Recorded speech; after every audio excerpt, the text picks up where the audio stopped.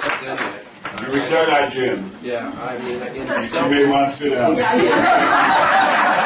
self-defense, but I just want to say I've known Denise long before she ever came to work for the county, and she's always been like she is. I mean, in terms of her commitment, whatever she's doing, she throws everything in and beyond. And I think that's something that those that have known her have always respected and admired her.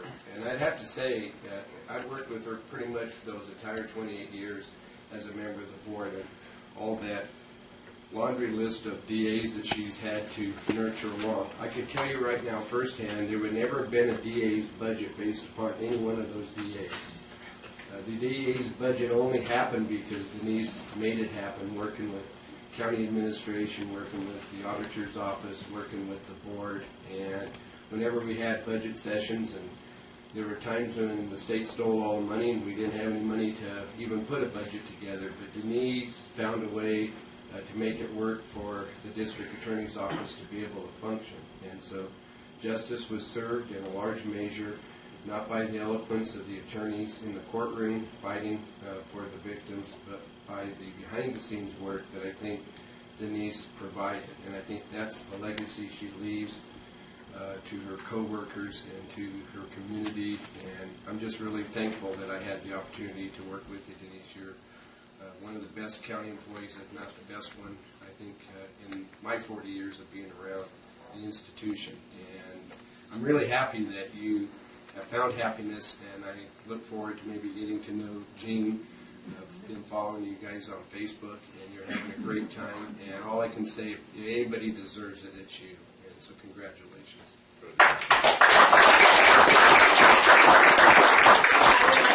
This board and previous boards, it's been an honor to have served Lassen County. It's been an honor to serve all of the district attorneys that I worked for, including Mr. Burns and Mr. Nero, and I think it's been a good career, and I'm proud of it, and I'm honored to have held the position in Lassen County, and I thank you all for everything you've done. Thank you.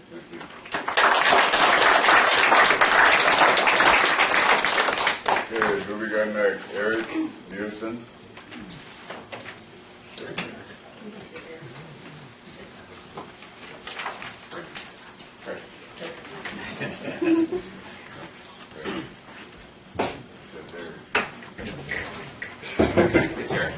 Okay.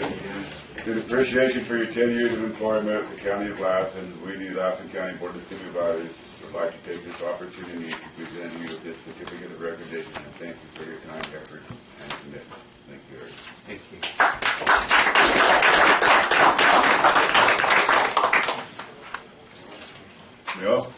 Neil? I think it was probably one of the luckiest days the county ever had when Eric moved back home to Lassen County and came to work for the county. He's incredibly bright. He's got this broad background of knowledge, and then when he doesn't learn at work, he's at home because everything is interesting to him, learning something new. And we get to benefit from all of that. And I can't believe it's only been 10 years. It seems like a lot longer than that. Eric and I have worked together most of that time, and he's a young man who's going to be going places, and we're just lucky to have him while he's here. Thank you, Eric. Thank you, Eric. Okay, next we got Susan Bonham. You've been here a while too, then. A long time. Okay. This certificate is presented to Susan Bonham in appreciation for your 20 years of employment with the County of Lassen. We, the Lassen County Board of Supervisors, would like to take this opportunity to present you with this certificate of recognition and thank you for your time, effort, and commitment. Thank you, Susan.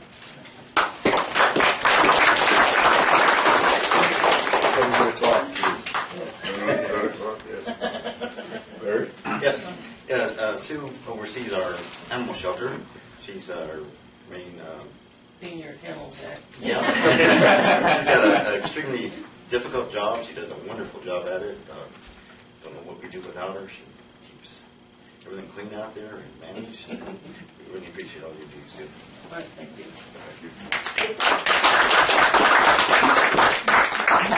Thank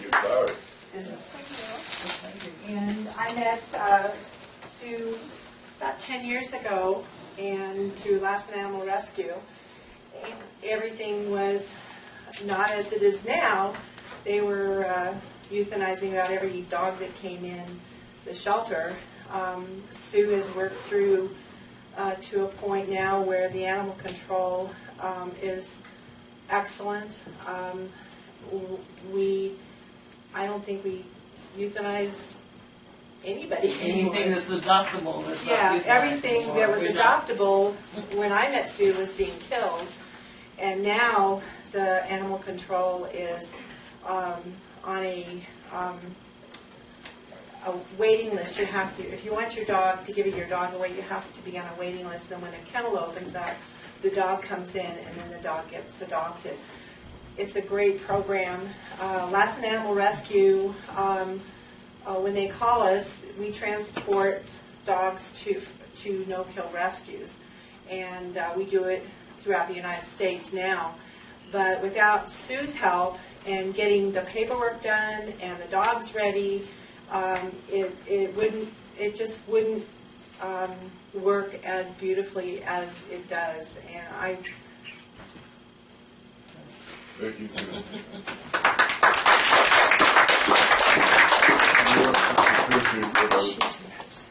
She already took hers. Oh, okay, we're good then. All right, thank you.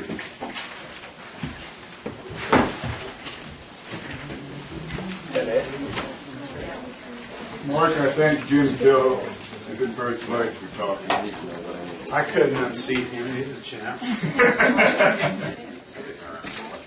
Okay. We'll go to 10:15. These guys are legends in their own right. Living legend.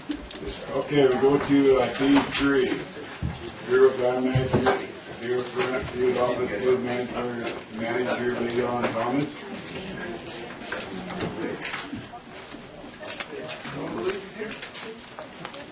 Over to you. Come back to that one later. And there was a guy kind of out in the hall over there. I'll do a hot lap.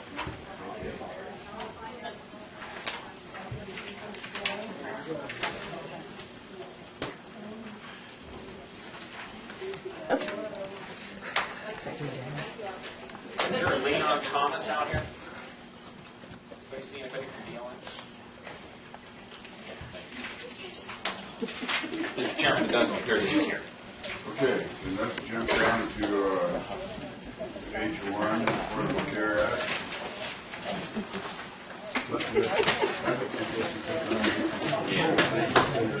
We need a break, don't we? Thank you, Jim.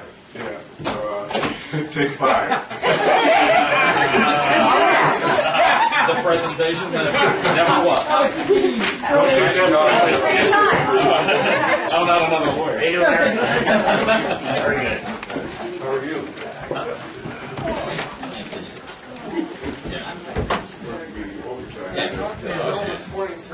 So you're in trouble? Every time you point a finger, there's 3 coming right back at you.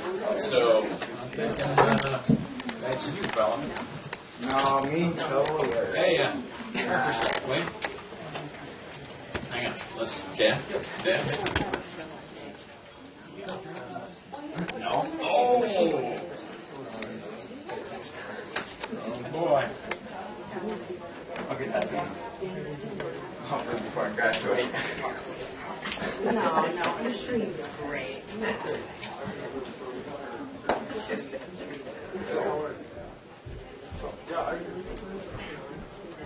Yes.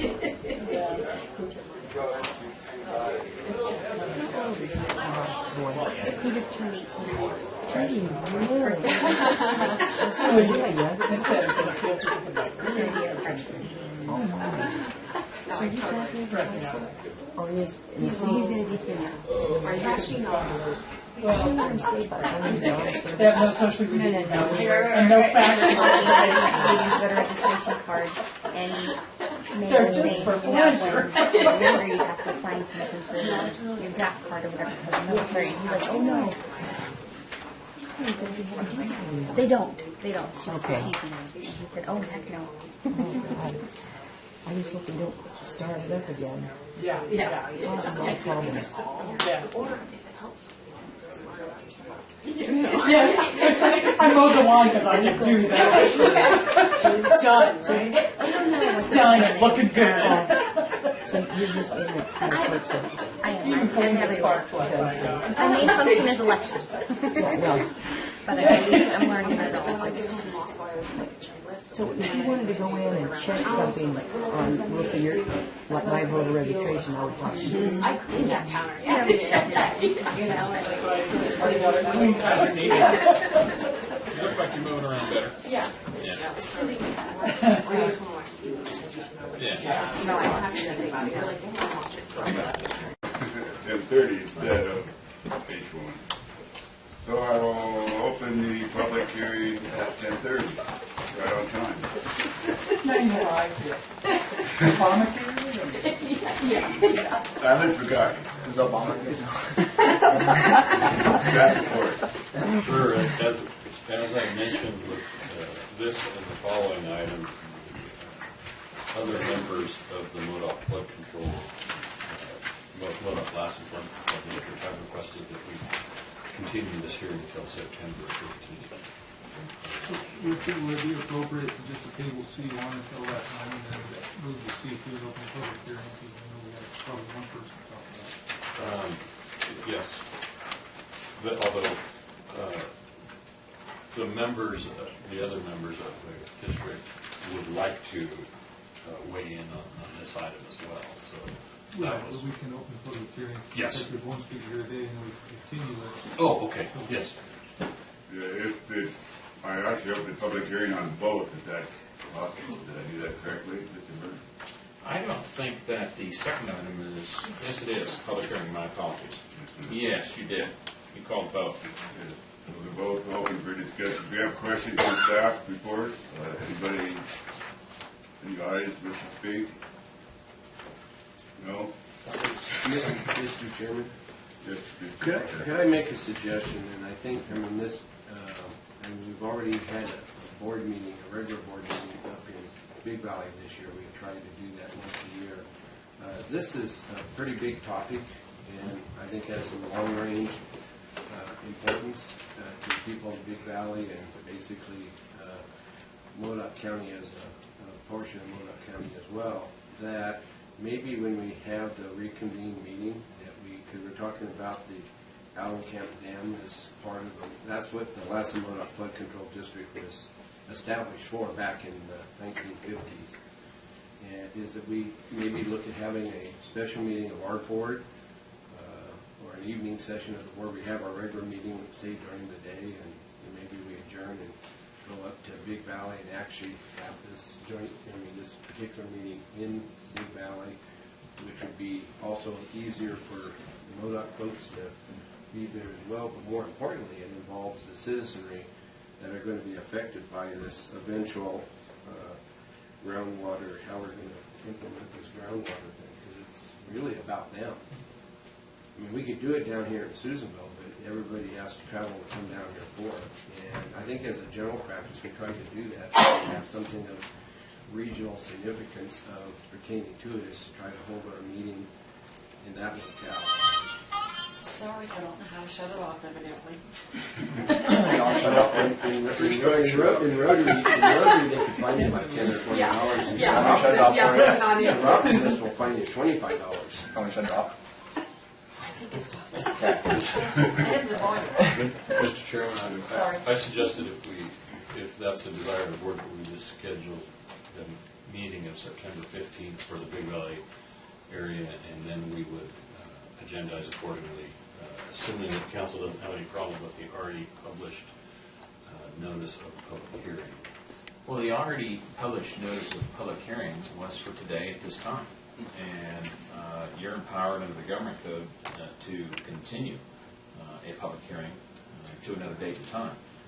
And so I think I'm hearing that at least one member wants to continue that hearing on a recommendation of CO to another date and in another location. And I don't think there's a particular objection. My suggestion, we usually have a morning session, maybe we take our regular lunch break and that we reconvene in this, maybe like 3 o'clock in the afternoon, and we do it up in Beaver, and that gives us time to be able to travel up there, do the meeting, and then we can come home early evening. It doesn't have to be a night meeting, but it was one that would be in the afternoon, but it'd be a little bit more convenient for the MODOC folks, as well as it would be, because the only one on the MODOC board that isn't a member of this is the board member that represents the Surprise Valley, Cedarville side of the hill. The rest of MODOC County is involved, as well as all of Lassen County. And so You could do it either way. You could either have the entire meeting up there, or you could do part of it here in the morning and then recess and reconvene there later in the day. Probably depends on what we needed to cover in the morning, and then it might be. With a month's notice, I think we could construct the agenda to tailor it to issues that, that are more concerned up in that area, and just do the whole meeting. Okay, is that the consensus of the board? Yeah, but I don't think that idea. Okay, so, Mrs. Spencer, Are you going to move the budget meetings? Because I think they were scheduled for that meeting. Nothing's been formally agendized yet. We may. I think the budget was, the hearing on the budget was September 8th, which is the meeting before this meeting. okay, so, council, we need to continue this till that date, Yes. September 15th Yes. At 9 a.m. at 9 a.m. Ned, did you want to say anything while you're here? No, I just wanted to see what was going on the flood control district from the MODOC side of it, because no one else was able to come down today. Right, okay, well, that's what's happening. We're headed up there, looks like. Yeah, Can you identify yourself, Ned, just for the... I'm sorry. Ned, Ned Coe, President Alturas, and Chair of the MODOC Groundwater Advisory Committee. Okay, thank you, Ned. Here at that, the public hearing will be continued to the 15th at 9 o'clock, September 15th at 9 a.m. up in Beaver. Do you want to make it 9 o'clock or make it like 10 o'clock, because we have, convene and do all our normal stuff, so. Sure, 10 o'clock. Okay. In Beaver. Yes. Ned, does that sound good for you guys? That'd be more convenient for you guys, wouldn't it? Location-wise, definitely. And I have no idea what others' calendars look like, and haven't even had a chance to check mine, but we'll see what we can do. We're going to be meeting as the MODOC Groundwater Committee in about a week and a half, so we'll announce it there. So it will be agendized at 10 a.m. then? Yes. I understand. Thank you. And the MODOC board doesn't meet that way, No, that's my understanding at this point. It's the third, I think, Tuesdays. Yeah, they meet two Tuesdays a month, first. Yeah. Okay. With that, that'll be continued then, okay? So let's go to 10:45, yeah, 10:15. Deal with land management, 10:59. Let me inquire. Is here Mr. Leon Thomas present? Okay, very good. Oh, there he is. He's Okay. here. We're going to take you up now. I missed him in the hall. Very good. Good morning. Morning. Be D3, Bureau of Land Management, Mr. Thomas. Thomas. For the record, Leon Thomas, I'm the field manager for the Sierra Front Field Office, Carson District Bureau of Land Management. I like to try to make my way up here once if I can, twice a year, just to let you know that we're available to work with you guys and communicate on any projects that we have going on, and also just hear some concerns that you may have that you'd like me to take back and work on. We only have one major project going on right now that I think would be of concern of you. We received a plan of operations from Cal Minerals to do a pozzolan mine just north of Hallelujah Junction. There's not going to be a whole lot of surface disturbance, so they're talking about 100 acres phasing over the next 20 to 40 years. 250,000 to 500,000 cubic yards per year is what they're looking at. It's going to start off on private surface with federal minerals on the east side of Highway 395, and then it's going to end on public land west of 395 with both federal land and federal minerals on that side. Would I be right to assume that's the one that's there currently? Pardon? Would I be right to assume that the one that's there currently, that's the same location? Same location, they're just looking at, they brought in a plan of operation so they can start doing things on Federal. Right now, So they're going to bring the stuff from the east side over to the west side to process in the Paulson plant they have there now is? Yes. Yeah. That's the plan. They've been working off basically on the west side, but now they want to look at going to the other side. Yes, sir. Okay. Good. Mr. Benson? Is this the property that U.S. Mine claims they own, but they're not operating? I don't have any record of U.S. Mine claiming that they own that. They gave a presentation to the Yeah. board saying they owned it. You take a look at that. Would you all like me to do some research on that? Sure. Get some information on that? Making something up. It is who it is. Maybe different ownership of a different location. Okay, go ahead. That's the only project I have to report. I just want to hear from you all as far as is there There anything. was a, I'm trying to think of, been a few months ago, December, yeah, when the, huh? Yeah, we had, there was a big project that was going to slop over from Nevada into kind of their south of Hallelujah Junction, and BLM, God, what was it? I'm trying to think what the issue, I mean, there was a, I'm drawing a blank on it, but. They closed the roads There to were do a study. some Road closures. Yeah, but it was, but there was, it was a bigger thing that they, it was some sort of a, kind of a habitat trade-off or something, and there was gonna be some big development on the Nevada side, but they didn't have enough. Anyway, they were gonna use, for their mitigation, I guess, of the impacts in this project, they were gonna tie up a bunch of land on the BLM properties on the Lassen County, California side of the line. They were kind of, I'm trying to think of what that was that they were going to do, but they never heard any more about it after that, so I was going to ask. Was it proposed here? Well, it was, no, it was proposed, it was somebody, it was a project that was being proposed in Washoe County, and it was in the jurisdiction of the Carson City office, and we were having that joint meeting of where it came up at, I think.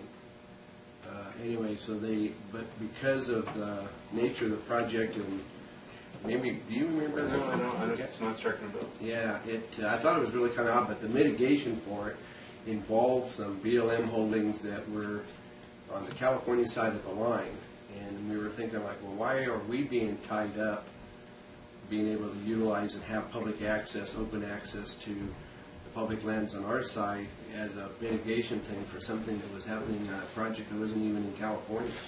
So it wasn't the sage grouse, that was going on about the same time, but it was around that same time and in a similar fashion. And so, but it was something that came from the Carson City office. Through Washoe County. Yeah. Okay.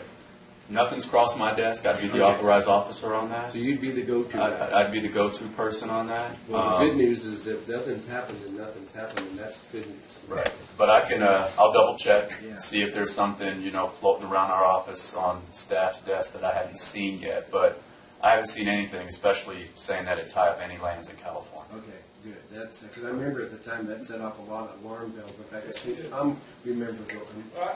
I remember the road. That was closures killing me, part. but I can't remember the Yeah. details of it because it was just.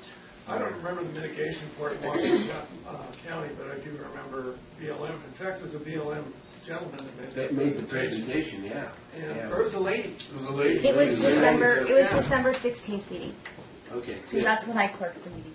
Yeah. And we were talking about the resource management plan there Yeah. that we're currently working on. Yeah. And I don't recall us talking about any project that would tie up California lands. Now, as a part of our resource management planning, we are designating roads to limit it to existing roads and trails. Now, that's what I remember.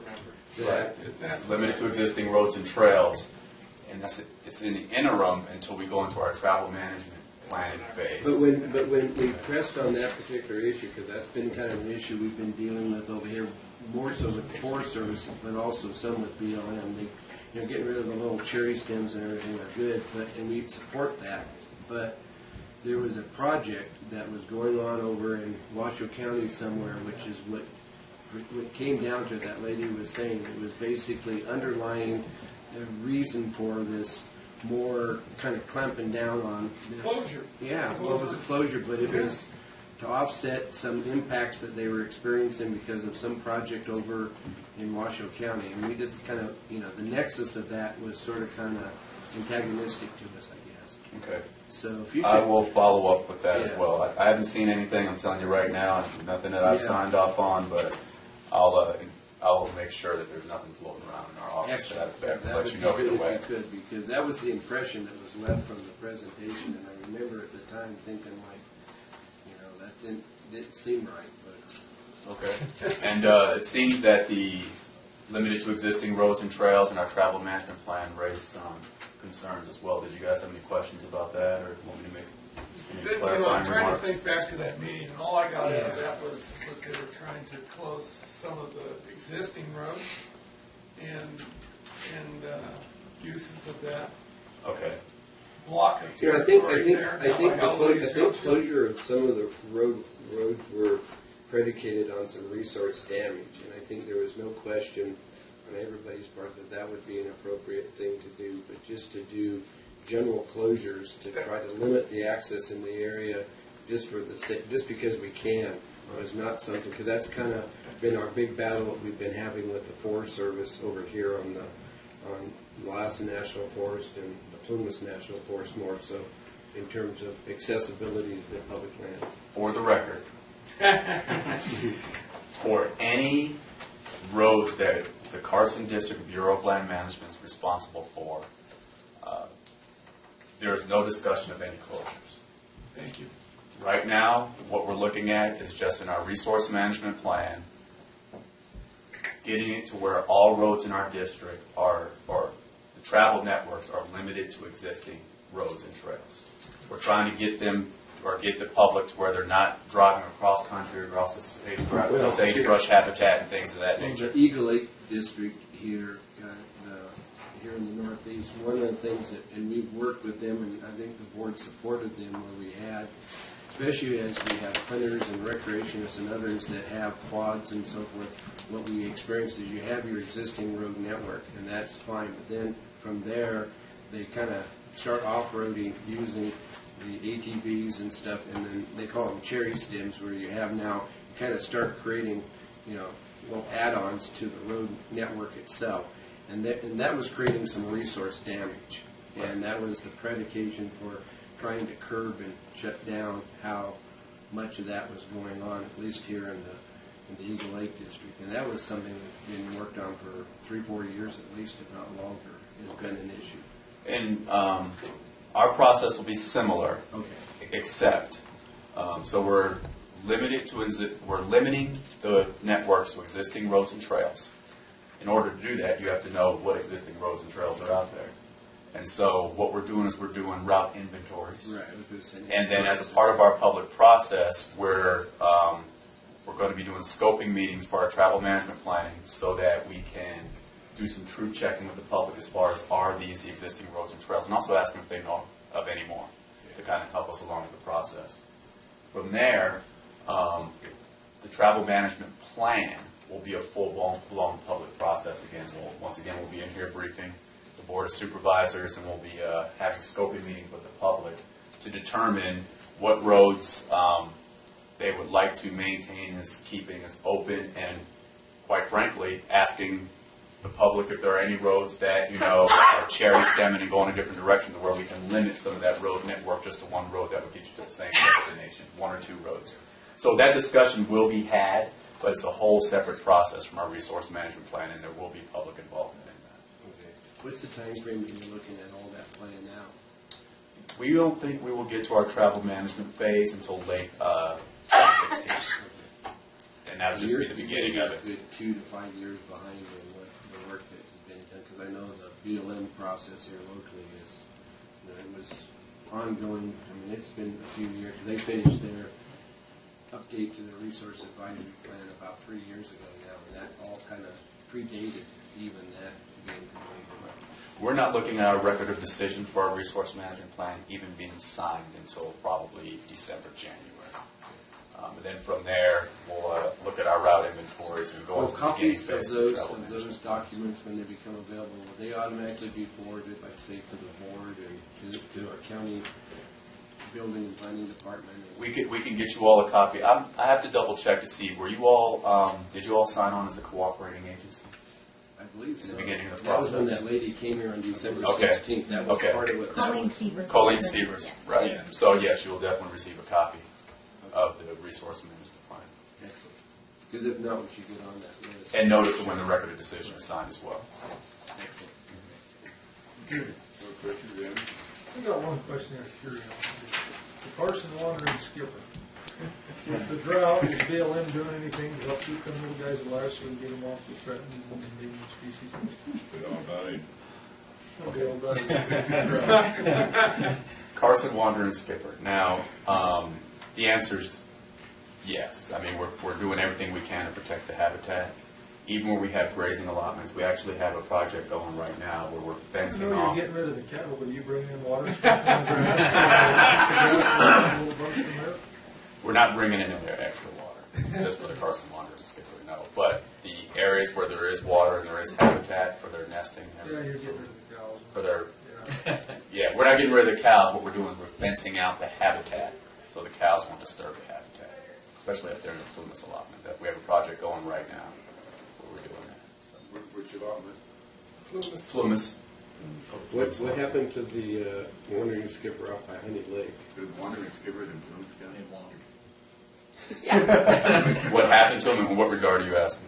Well, when they built the freeway around Carson City, because the prime habitat for the wandering skipper happened to be where the freeway that is just recently opened that bypasses Carson City. And because of that project, that's when the wandering skipper became kind of endangered. And then they started looking at where there were other potential locations for them, and they found a little patch out by Honey Lake. And because it was in Honey Lake, in the Honey Lake Valley, the road project we had bypassing Susanville, the Skyline project, wound up got impacted even though it was 40 miles away.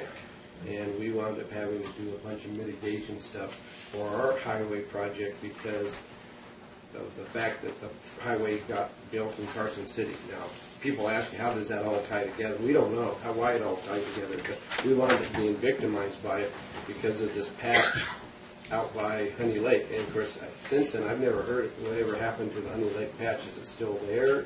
It's still there. Is it being monitored? It's still there. It's being monitored by our wildlife biologists and our hydrologists. And is that the one that you're asking for sprinkling? Yeah, we can get out of there. Yeah. Keep them alive and get them off the We're doing everything we can to protect the habitat, and anytime there's going to be anything that can be seen as detrimental to the habitat, what we call tape, we do conference or consult with the Fish and Wildlife Service to ensure that whatever project is being proposed in that particular area is not going to do or have detrimental harm to the habitat, which in turn will have or cause harm to the wandering skipper. So our staff, we're very diligent about ensuring that we're protecting that habitat. How about the ones you dig out of your radiator? I'm going to lie with you on that.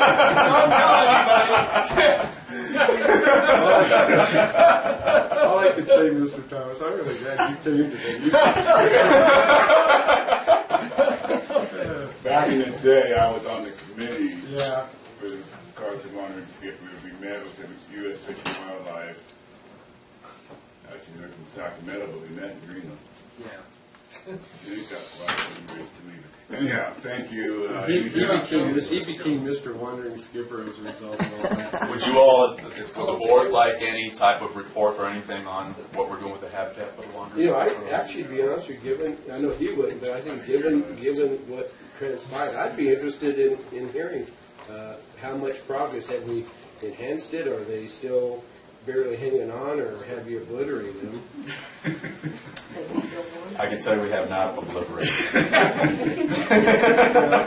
We just never heard any more after the freeways got built. And every time I go on down to Carson City and I'm on that bypass there, it just makes me mad that that because they built that freeway and that was where it was like right through the middle of the prime habitat for the wandering skipper, and we wound up, it cost us over $400,000 put in that mitigation thing down by Doyle for our project here, and it was because our project was within 50 miles of a known wandering skipper site, which was this little patch out by Honey Lake, and there was like no connection. Our road had nothing to do with the wandering skipper, but thanks to the Carson City project, we had, it cost us $400,000. They can fence cows off, but you can't fence cars off.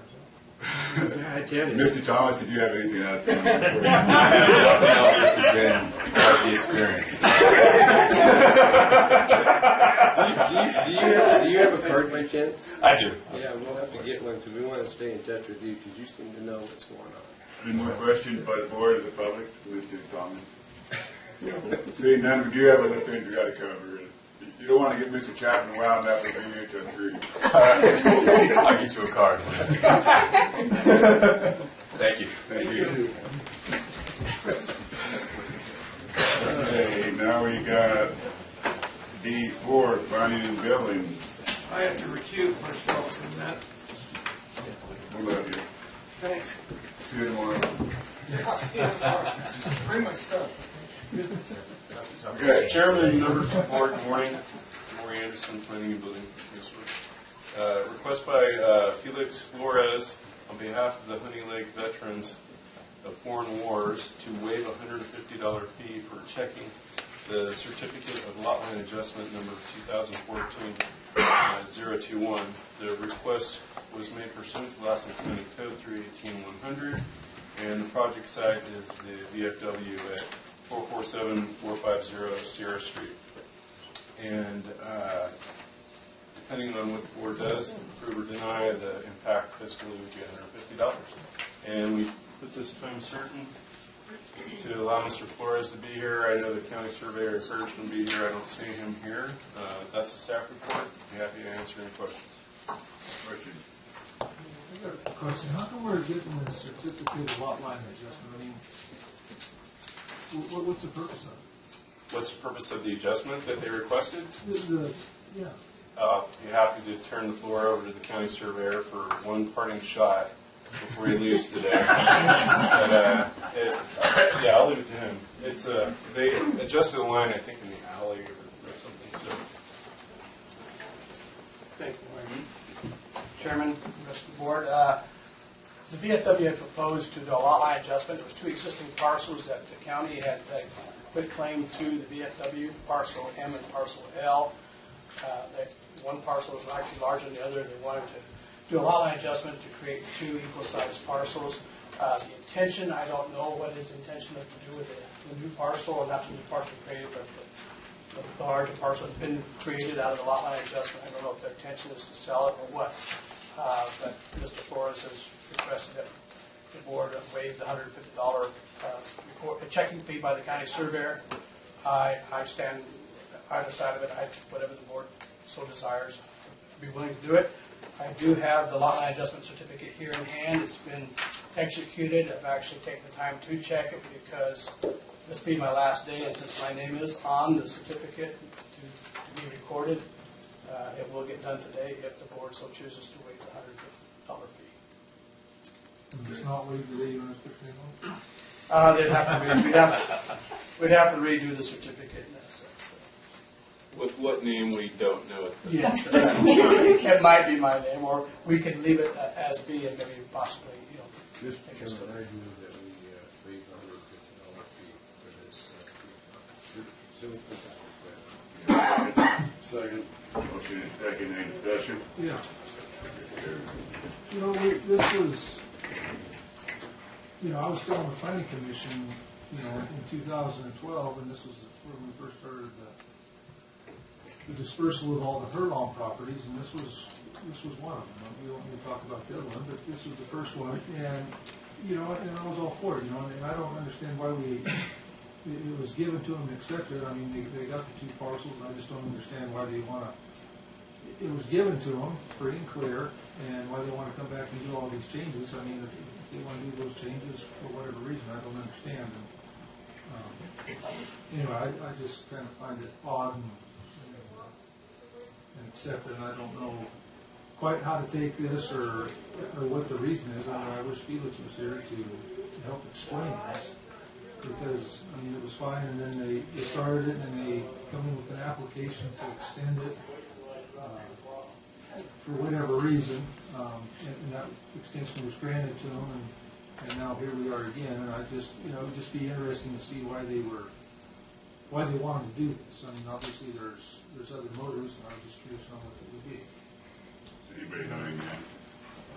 Well, I would surmise, Mr. Chairman, that, they took it as a pre-existing. I mean, the lines that were there were the lines that were created by the Army, and who knows what, who knows when, and they're adapting it for the uses that they, and we toured out there, and I believe it's that lot next to where they're building that. And they had a project in mind of doing it, in order maybe to accomplish that project, they needed to make this adjustment. I just leave it to them to, enjoy the use of their property. It's not costing us anything. No, it's not. And I'm just curious why there needs a lot line adjustment, and that was just my. So I wouldn't say that it's not costing us anything.